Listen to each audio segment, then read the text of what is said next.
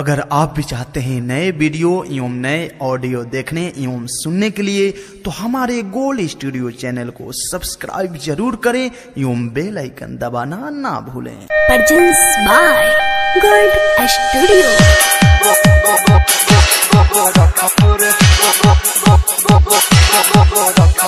DJ Pardes Chakiya, DJ Pardes Chakiya, DJ परदेस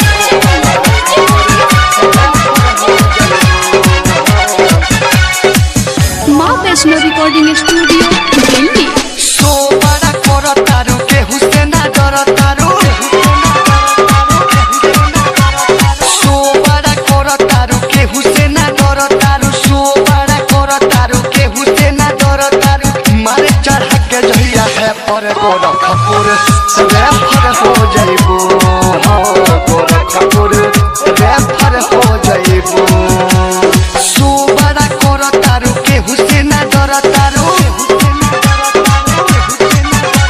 सो बड़ा करो तारू के हुसैना डरो तारू, सो बड़ा करो तारू के हुसैना डरो तारू। मारे चढ़ा के जहिया है पर गोरा खपुर रे फर हो जाइबो, गोरा खपुर रे फर हो जाइबो।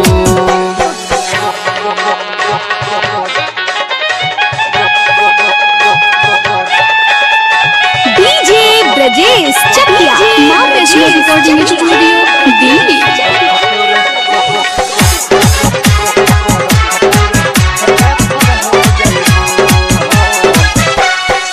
मेहदी कल से आई जहिया गोरिया रिपोर्ट हो, केहू नाही करी तोहार कवनो सपोर्ट हो।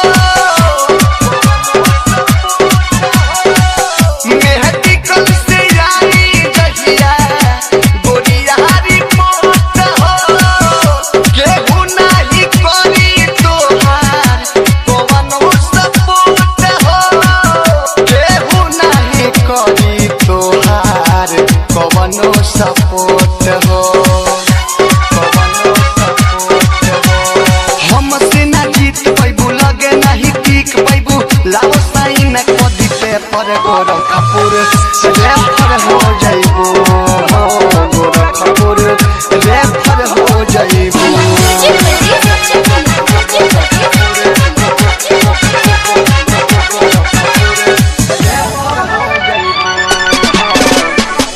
रूटवा हमार जाने यूपी बिहार हो, एक बेर में हो जाई गोरिया अन्हार हो।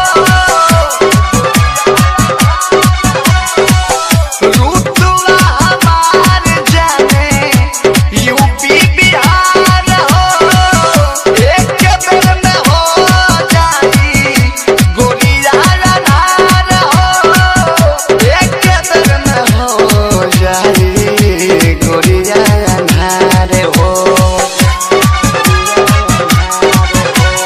दूरगेश में दौरा दीदी देसी लाली यादों के देखो खराब होता ने चढ़े गोरा खपुर रे